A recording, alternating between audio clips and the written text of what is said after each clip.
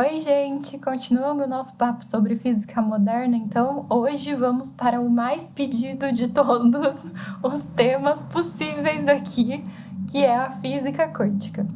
Então, a gente vai começar falando sobre radiação térmica. O que é isso? Com certeza vocês já viram alguma imagem parecida com essa. Quando a gente aquece algum metal, até em filme é muito comum, até em desenho a gente vê que ele brilha, né? E ele brilha de um jeito que a gente enxerga mesmo. Isso a gente vê também na fogueira, por exemplo, né? Sei lá, a hora que a gente acende o forno do fogão e apaga todas as luzes da cozinha, você vê que tá aceso. Então, isso é comum no nosso dia a dia, a gente vê isso com bastante frequência. Inclusive, é graças à radiação térmica que as pessoas conseguem medir a temperatura da gente lá antes de entrar no supermercado durante essa pandemia que estamos vivendo.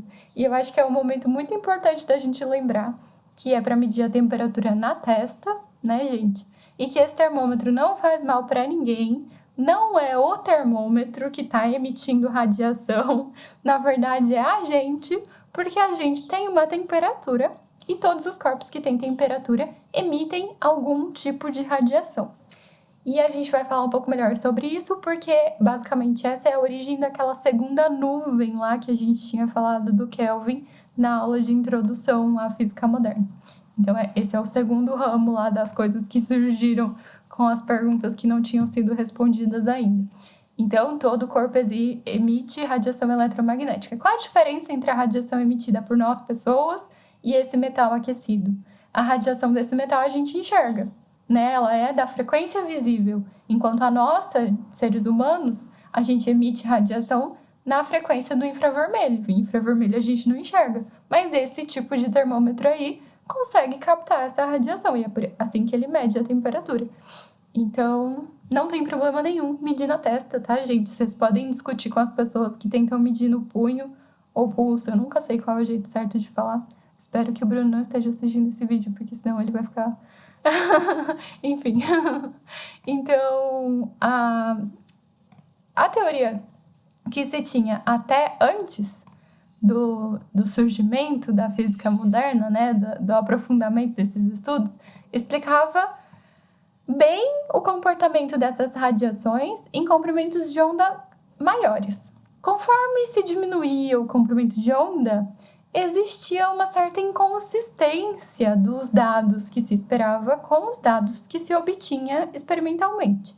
Então, é mais ou menos assim, essa linha preta aqui é o que a teoria explicava, e as linhas coloridinhas é o que, de fato, eles obtinham nos experimentos. Então, existia uma falha nessa explicação. E aí a gente pode ver mais ou menos onde fica, né, o comprimento de onda visível, é nessa faixinha que está mais escurinha aqui, é uma tentativa de colocar um arco-íris aqui atrás. E aí o infravermelho aqui para a direita é mais ou menos onde a gente está emitindo, né? Enfim, só para vocês terem uma ideia. Então, de onde vem a explicação de acontecer isso, né? Quais são as contas que estão envolvidas com isso? Então, existem basicamente duas leis que vão explicar essa radiação térmica. Na verdade, a gente usa essas leis para explicar a radiação de um corpo que é chamado de corpo negro, que basicamente seria um corpo ideal, que é chamado de negro, porque ele absorve toda a radiação que chega até ele, né? Ele não vai refletir nada. Então, basicamente essa é a ideia, mas a gente pode aproximar isso para outras coisas, tipo nós seres humanos ou qualquer coisa que tenha temperatura.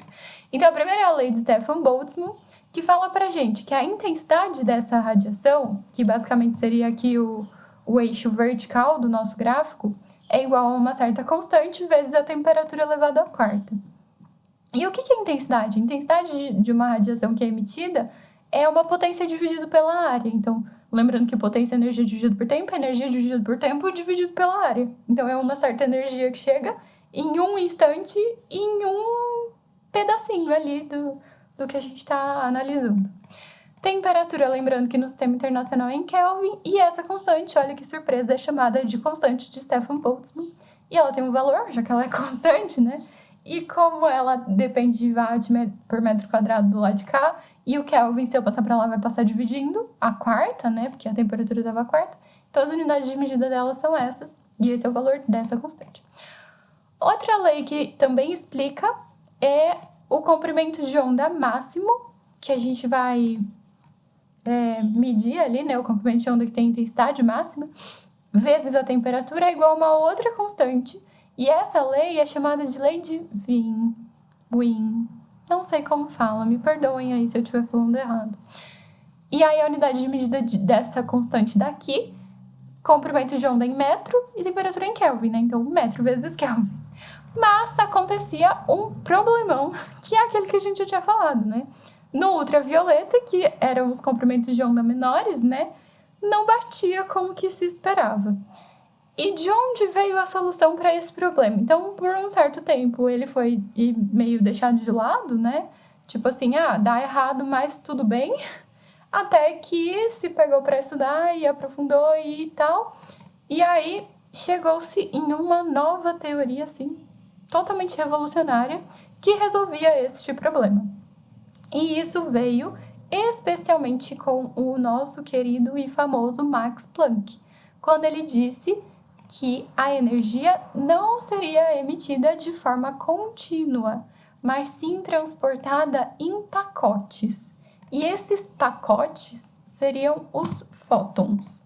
E a energia de cada um desses fótons é chamada de quantum. E o plural de quantum é quanta, tá bom? Então, se eu falar quanta, não é porque eu tô doida, é porque é o plural de quantum.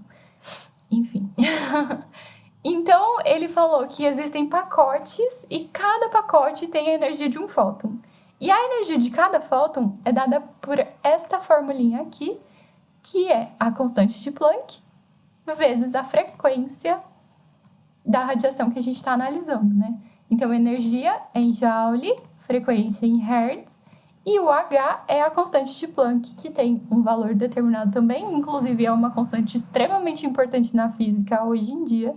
Ela é base para diversas outras medidas que a gente usa muito, e ela tem o valor de 6,63 vezes 10 elevado a menos 34 no sistema internacional. Então, Joule vezes segundo, porque Hertz é 1 sobre segundo, né? Então, se a gente passa para lá multiplicando, fica só segundo, vezes o Joule, que já estava do outro lado.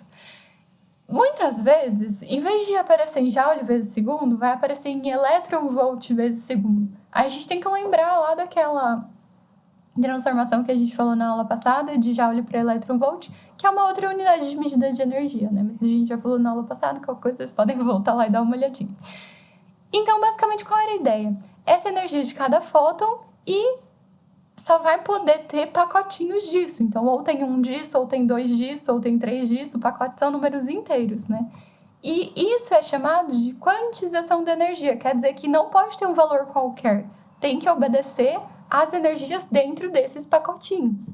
E, graças a isso, o Planck ganhou um prêmio Nobel. E vocês vão perceber que a aula de hoje é a aula que eu mais vou falar. A palavra não é, porque são duas palavras. As duas palavras prêmio e Nobel juntas. Porque, gente, é uma chuva de prêmios Nobel isso daqui. Mas, enfim, vamos chegar lá. Outra coisa que também tem muita relação com essa quantização de energia é o efeito fotoelétrico. E o que é o efeito fotoelétrico? O próprio nome já explica muita coisa, né? Foto tem relação com luz e elétrico tem relação com elétron. Então, basicamente, o que é o efeito fotoelétrico? É quando a gente incide um feixe de luz em um determinado metal e isso faz com que esse metal libere elétrons. Mas isso não acontece o tempo todo. Depende muito do metal e da luz. Então, por exemplo, nessa imagenzinha aqui embaixo, percebam qual é a diferença entre essas três situações. A primeira luz que estava chegando lá no metal era vermelha, a segunda era verde e a terceira era azul.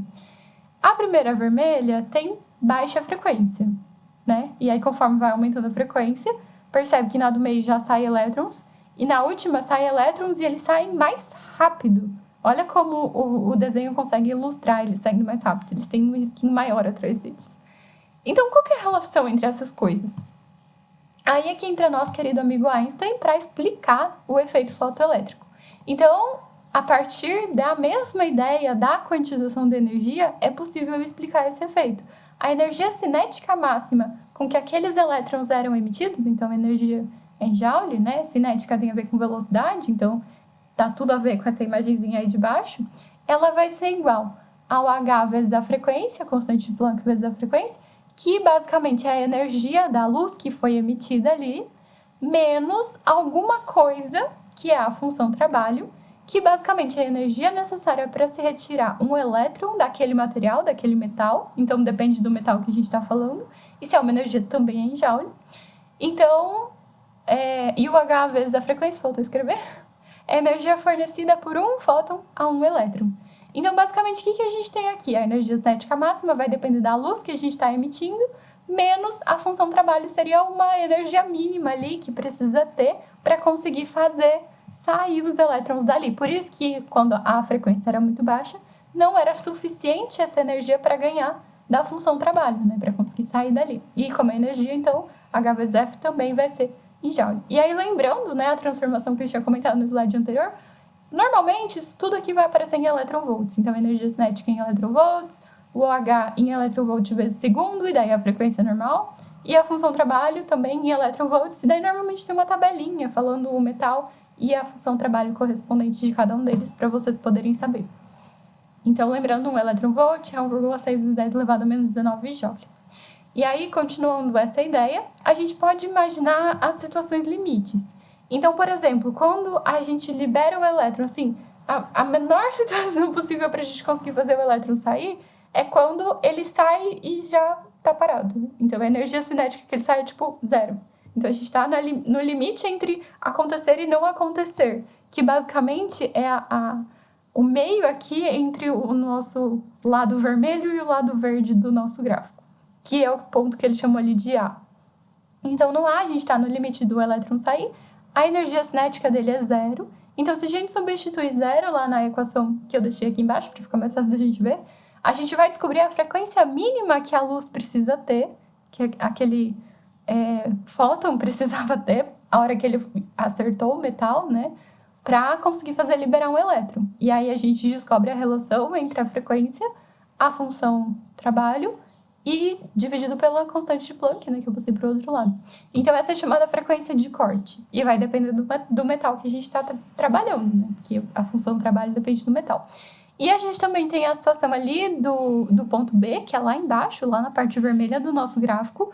Nesses momentos todos do vermelho, a gente tem uma energia negativa, que basicamente significa que o elétron continua preso ali, e essa energia corresponde à energia de ligação. Então, é a energia que está fazendo o elétron ficar preso ali, não é uma energia cinética. E aí, se a gente chega lá na frequência zero, a gente tem que a energia é igual a menos a função trabalho. Então, ela tem a ver com a energia com que os elétrons estavam ligados. E a gente vai falar um pouquinho mais sobre isso daqui a pouco. E é graças a essa explicação desse efeito que o Einstein ganhou o prêmio Nobel dele. Não é por causa da relatividade, viu, gente? Tem gente que acha que é, mas não, é por causa do efeito fotoelétrico. Agora vem uma coisa muito interessante. Se vocês lembrarem lá dos nossos estudos de ondulatória, quando a gente falou de interferência, a gente emitia luz em ondulatória, então a luz era uma onda, e ela sofria aquele processo de interferência, ou seja, ela atravessava, por exemplo, duas fendas, e aí cada uma dessas fendas gerava uma nova onda, né? E essas ondas interferiam, formando franjas de interferência. Se a luz fosse uma partícula, o que ia aparecer lá na tela, lá no anteparo, iam ser só como se fosse uma réplica, né, da fenda por onde ela passou, porque a partícula vai andar em linha reta, né? Enquanto a onda já é um pouco diferente, obedece aos padrões ondulatórios. Mas aí tem um problema, porque até onde a gente sabia, a luz era uma onda, tá? Mas aí veio o efeito fotoelétrico e veio a quantização e falou pra gente que, na verdade, era fóton. E o fóton é uma partícula. Então, o efeito fotoelétrico e tudo isso que a gente falou na aula de hoje diz pra gente que a luz é uma partícula. E agora? O que aconteceu? Aí tem até um quadrinho engraçadinho, que é o fóton indo na terapia, né? E ele, partícula ou onda, ser ou não ser? Eis a questão, doutor. Aí ele responde, mas fóton, por que não ser onda partícula? E aí veio o nosso querido Bohr, adivinhem só o que ele ganhou? Exatamente o prêmio Nobel. E ele falou pra gente sobre o princípio da complementaridade, que basicamente diz o quê? A luz pode ser onda ou pode ser partícula, depende da situação. mas ela nunca vai ser as duas coisas ao mesmo tempo. Então, basicamente, ela é onda e partícula, mas nunca ao mesmo tempo. Então, ou ela é uma ou ela é a outra, mas ela é as duas ao mesmo tempo. Enfim, não ao mesmo tempo, mas dependendo do jeito que a gente pensar, é as duas coisas. Enfim, é muito confuso pensar sobre isso, eu concordo, todo mundo concorda, mas é assim que é. E, para piorar um pouquinho a nossa situação, veio de Broglie e juntou um monte de formulinhas que a gente conhece. Então, ele pegou lá quantidade... Lógico que não foi literalmente desse jeito, tá, gente? Eu só vou fazer para tentar simplificar a nossa ideia. Então, a gente lembra lá da quantidade de movimento, que é massa vezes a velocidade, a energia que a gente viu na aula passada, mc², a energia que a gente viu no começo da aula de hoje é a constante de Planck vezes a frequência, e lá em ondulatória a gente viu que a velocidade é igual ao comprimento de onda vezes a frequência. Então, o que a gente fez? O que a gente vai fazer, na verdade? A gente vai juntar essas 4 coisas e lembrar que para um fóton, ele se mexe como ele é o que forma a luz, né? Então, ele vai andar na velocidade da luz. Então, V vai ser igual a C. E aí, a gente vai juntar tudo isso. Então, o que a gente vai fazer? Primeira coisa, vamos isolar a massa aqui na nossa segunda equação. Então, vai ficar E dividido por C². E eu vou substituir isso lá na primeira. Então, no lugar do M, ficou E sobre C² vezes o C, que é a velocidade. Aí eu posso cortar um C de cima com C de baixo, eu chego que a quantidade de movimento é E dividido por C. E eu vou substituir isso na terceira equação que a gente tem aqui. Então, se a energia era H vezes F, a hora que eu substituo ela lá na quantidade de movimento, fica H vezes F dividido por C. E eu vou pegar ainda a velocidade, nesse caso C, né, que é a velocidade do fóton, e isso é igual a lambda vezes a frequência. E aí a gente tem frequência em cima e embaixo, podemos cortar. E eu vou passar o Q dividindo e o lambda multiplicando para o lado de lá. Conclusão. Existe para qualquer quantidade de movimento, que é medida em quilograma vezes metro por segundo, caso vocês não lembrem, um comprimento de onda correspondente. Então, o comprimento de onda do de Broglie é igual à constante de Planck dividido pela quantidade de movimento dessa coisa que a gente está falando. E essa coisa pode ser uma partícula. Então, o que o de Broglie falou? E adivinhem só o que ele ganhou? Exatamente, prêmio Nobel. Ele diz que não só a luz vai se comportar como uma onda ou como uma partícula, mas as demais partículas também podem se comportar como ondas. Então, basicamente, essa teoria dele é de 1924. 3 anos depois, foi feito o experimento de difração, que era um fenômeno de ondulatório. Lembra que a gente estudou lá em ondulatório? Mas com elétrons, que até onde a gente sabia deveriam ser partículas. Mas se eles sofrem um fenômeno ondulatório, quer dizer que eles também podem se comportar como ondas. Choque, né? Então, a gente pode pensar até que existiria um comprimento de onda pra gente. A gente pode correr, então a gente tem quantidade de movimento, massa, nossa massa, vezes a velocidade que a gente está correndo. Se a gente fizer a constante de Planck dividido por essa quantidade de movimento, a gente descobre o nosso comprimento de onda. Olha que emocionante. Façam a conta aí e descubram o que vai acontecer. Mas lembra que tem 10 elevado a menos 34 lá no H. O quão rápido será que a gente precisaria correr, ou o quanto devagar, para compensar isso? Então, pensem aí nessas continhas. Por isso que a gente não observa isso na nossa vida, no dia a dia, né, gente? Por isso que eu não consigo sofrer difração ou interferência, porque eu não sou da ordem de grandeza da constante de Planck, ela é muito pequena. Então, esse tipo de fenômeno acontece no microscópico. E aí, só para a gente continuar aqui nossos estudos, então, que também foram consequência dessa ideia da quantização, vamos lembrar um pouquinho lá da aula de conceitos iniciais de elétrica, que a gente falou sobre os modelos atômicos, então Dalton, Thomson, Rutherford e Bohr. Basicamente, agora a gente vai concentrar no átomo de Bohr. E o que nos dizia? Por que teve essa transição do Rutherford para o Bohr? Vamos lembrar.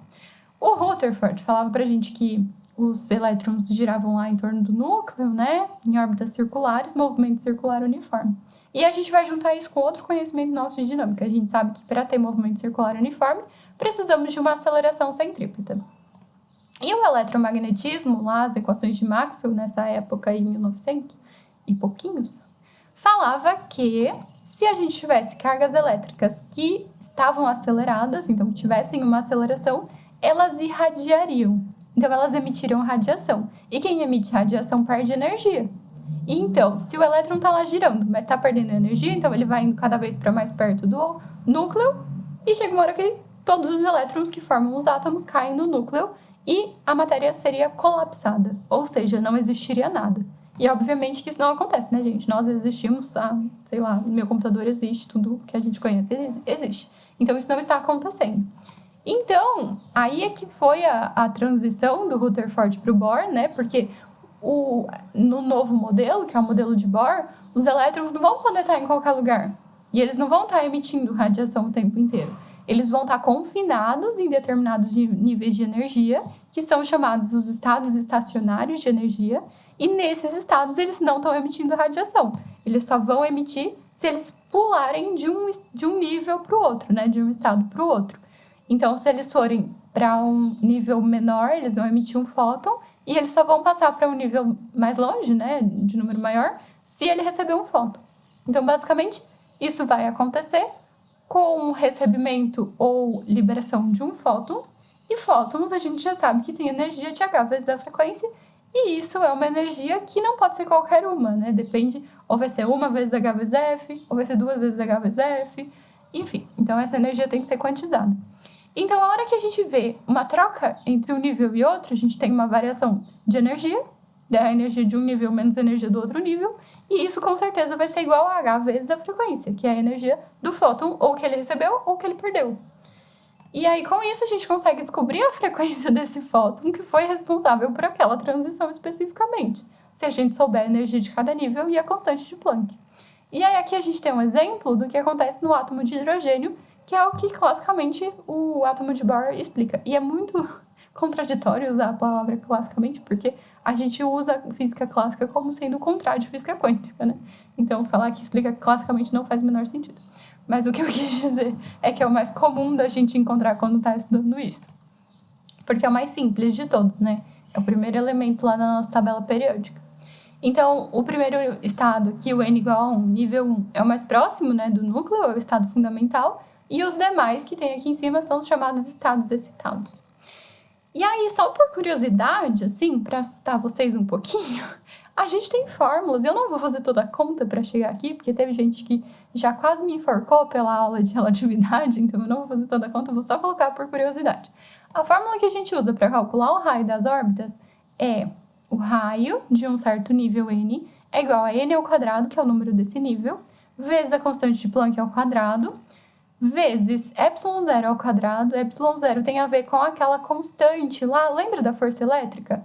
KQQ por d quadrado? Aquele K. Aquele K, na verdade, é 1 dividido por 4πε0. É esse ε0, tem tudo a ver com o K. Dividido por π, vocês conhecem π lá da matemática, vocês estão acostumados, vezes a massa do elétron, vezes o número atômico do nosso elemento, vezes a carga do elétron ao quadrado. Tudo está ali embaixo. Então, basicamente, é assim que a gente determina o raio onde o elétron pode estar.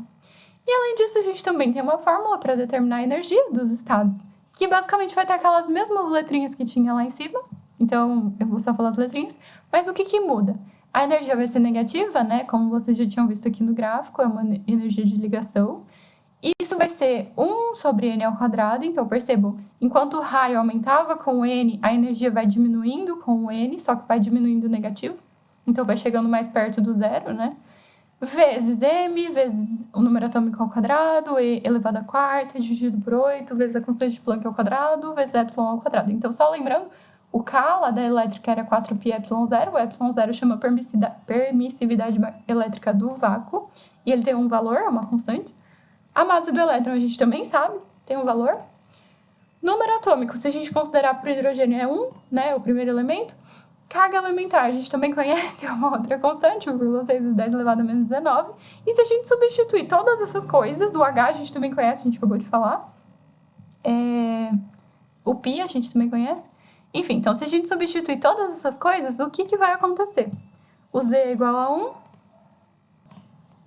Se a gente substituir para o primeiro nível, né, para o N igual a 1, a gente vai chegar para a energia exatamente no valor que estava ali no gráfico. E para o raio, a gente vai chegar no valor de 0,52 angstroms. Lembrando que angstrom é 10 elevado a menos 10 metros. Se vocês lembrarem lá da aula de elétrica também, a gente já falou sobre isso.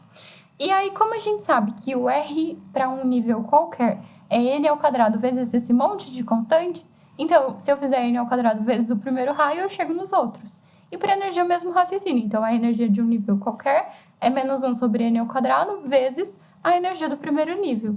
E, se vocês quiserem conferir, vocês podem, né? Pega aí, por exemplo, N igual a 2. Se o N for 2, a hora que a gente fizer 1 sobre 2 ao quadrado, dá 1 sobre 4. Então, se vocês pegarem menos 13,6 dividido por 4, vocês vão chegar certinho na energia do nível 2 aqui, que é 3,4 negativo, né? Electrovolt. E aí, isso é muito interessante, porque isso vai explicar uma coisa que a gente usa muito em astronomia, tipo, muito. Vocês já pararam para pensar como é que a gente sabe qual é o elemento químico que tem nas estrelas, que estão a muitos quilômetros da gente? A gente analisa a luz que elas emitem e chega aqui na Terra a partir de uma técnica chamada espectroscopia. E essa técnica consiste basicamente em a gente passar essa luz por um prisma, por um espectroscópio, e aí, dependendo do elemento químico que tiver envolvido, né, no surgimento daquela luz, vão surgir diferentes linhas depois desse processo. Então, existe um catálogo que fala, por exemplo, o elemento tal tem essa e essa linha. O elemento tal tem essa e essa, assim, numa posição diferente. Basicamente, igual tem o desenho aí embaixo. Então, o mais simples de todos, como sempre, é o hidrogênio, que é o primeiro, ele tem só 4 linhazinhas. Então, percebam que essas linhas são iluminadinhas, né, com o fundo todo escuro, enquanto que para as luzes que a gente está acostumado, assim, normais, a gente vê um espectro contínuo, né, depois de passar por um prisma. Vocês já fizeram esse experimento lá em ótica. Aí, para o hélio, percebam que as linhas do hélio não estão exatamente nos mesmos lugares das linhas do hidrogênio. Então, tem umas que estão próximas, mas tem outras além que não tinha no hidrogênio. Aí, o terceiro é o lítio, e aí muda de novo, então tem algumas parecidinhas, né? Tipo, essa vermelha aqui do hélio e do lítio é meio parecida, tá mais ou menos no mesmo lugar, mas tá um pouco mais pro lado. A roxa do começo também estava parecida, mas também não é idêntica. Só que, por exemplo, a amarela não tem no lítio e tinha lá no hélio. Então, é como se fosse o RG de cada uma dos elementos químicos é dado pela luz que está sendo emitida. E aí, dependendo do processo que se usa, né, para fazer a espectroscopia, pode-se conseguir o espectro de emissão ou o espectro de absorção. O que a gente falou ali no slide anterior era igual esse espectro de emissão. Então, é quando a gente pega direto a luz que está sendo emitida por um gás quente, passa por um prisma, e aí já o espectro que vai aparecer é o espectro de emissão. As linhas são coloridinhas no fundo preto. Enquanto que se a gente pega um espectro contínuo que passou por um certo gás que estava frio e depois passou pelo prisma, o que a gente obtém é como se fosse o contrário da linha de emissão. Então, percebe que onde está buraquinho no de absorção, que é esse que a gente obteve agora, é onde estavam os coloridinhos lá na emissão. Então, é como se eles fossem o negativo um do outro, né? Tipo, exatamente o contrário. E o interessante é que essas linhas do espectro de absorção, elas foram estudadas por um cara chamado Fraunhofer. Não sei pronunciar alemão, então me perdoem se eu falei errado. E isso aconteceu lá em 1820, basicamente foi o inventor desse aparelho de espectroscopia, o espectroscópio. E bons anos depois, veio o nosso querido Kirchhoff, que a gente já estudou lá na elétrica, e estudou as linhas de emissão. E daí até na época eles falavam que era um contrário do outro, um negativo do outro. E isso foi tão estudado que, para vocês terem ideia, o hélio, o elemento químico hélio, foi descoberto no Sol 27 anos antes de encontrarem esse mesmo elemento químico na Terra. Então, até o nome, né, hélio, foi dado em homenagem ao Sol, que já era chamado de hélio muito antigamente. E aí, a hora que descobriram que tinha na Terra também, ficou todo mundo, olha só, aqui também tem esse negócio. Então, para vocês terem ideia, como muitas vezes a gente descobre mais do que está longe do que está perto, né? Enfim, por muito tempo, ninguém sabia explicar essas linhas. Eles sabiam obter elas, assim, nos experimentos. Eles sabiam catalogar, comparar, descobrir os elementos, comparar um com o outro, falar, olha, no Sol tem hélio, tem hidrogênio, em tal estrela tem tal coisa. e assim por diante, mas ninguém sabia de onde vinham essas linhas, qual era a explicação para elas. E a explicação para elas surgiu com o átomo de Bohr, porque aí tudo fez sentido. E aí a gente pode juntar basicamente todas as coisas que a gente viu até agora e a gente percebe que são as transições eletrônicas que são as responsáveis por essas emissões de fótons, que são luz, né? Então, se a gente fizer a diferença entre as energias lá e calcular o comprimento de onda e a frequência, vai bater direitinho com as linhas que a gente obtinha lá na espectroscopia. Então, basicamente, o que explica essas linhas são as transições dos elétrons dentro dos átomos, nesse caso especificamente de hidrogênio, mas também poderia explicar para o hélio. E esse nosso modelo do átomo de Bohr parece muito bobo, né? Mas ele só serve para o hidrogênio e para o hélio. Para os outros elementos que são muito mais complexos, a gente tem muito mais coisa para levar em consideração. Mas mesmo servindo só para esses dois, gente, essa teoria já foi extremamente revolucionária, já explica muita coisa e resolve muito problema e basicamente foi o início de toda essa revolução tecnológica que a gente teve de 1900 para frente, né? Então, nosso mundo só é como é hoje graças a esse tipo de coisa que a gente está falando na aula de hoje. E estamos acabando, gente. Eu vou deixar uma outra pulga atrás da orelha de vocês, prometo que é a última, hoje pelo menos, que é a incerteza de Heisenberg. Então, só para ilustrar aí o que seria, tem uma tirinha aí com 2 quadrinhos, o carinha falando: vendo ingressos para a palestra Heisenberg e o princípio da incerteza. Aí ele fala: posso dizer a hora ou o lugar, mas não os dois. E agora? Então, basicamente, por quê? O que tem a ver, né? De onde vem a relação desse quadrinho? Não faz sentido nenhum se a gente não souber do que ele tá falando. Então, o que nos diz a incerteza de Heisenberg? Nos diz que a incerteza da posição multiplicada pela incerteza da quantidade de movimento, lembrando que a quantidade de movimento é massa vezes velocidade, tem que ser maior ou igual à constante de Planck dividido por 4π. Entenderam tudo, né? Que bom. Brincadeira, eu vou explicar, né, gente? Então, imaginem, adivinhem só o que o Heisenberg ganhou? Isso mesmo, prêmio Nobel. E ele dizia assim, vou traduzir o que está escrito nessa equação. Quanto maior for a precisão na determinação da posição do elétron, quer dizer, quanto menor for a incerteza, maior a precisão que a gente tem, menor será a precisão na determinação de sua velocidade, que tem tudo a ver com a quantidade de movimento, né? Massa vezes velocidade, a massa do elétron a gente conhece. Então, quer dizer, se eu sei onde ele está, eu não sei a velocidade dele. E se eu sei a velocidade dele, eu não sei aonde ele está. Então, basicamente, é isso que diz a incerteza de Heisenberg, lá em 1927. E isso foi extremamente polêmico, porque a gente só sabe a probabilidade de encontrar uma partícula em um determinado lugar. Se a gente encontrar ela lá, a gente não sabe a velocidade dela, então com certeza ela não está parada lá, e aí ela não está lá mais, né? Então, é muito confuso, é muito difícil da gente conseguir imaginar uma coisa assim, porque foge completamente do que a gente está acostumado na nossa realidade aqui macroscópica, né? Mas a física quântica é assim. Apesar de ter revoltado muita gente, mesmo naquela época, o próprio Einstein brigou muito com algumas coisas da física quântica, mas isso é assunto para outro vídeo. Se vocês quiserem, podem pesquisar aí, vocês vão ver que tem aquela frase famosa do Einstein de que Deus não joga dados. Então, ele não concordava com muita coisa aí que hoje a gente aceita como sendo fatos, né, da física quântica. Mas, enfim, é isso, gente. Espero que vocês tenham gostado e até a próxima.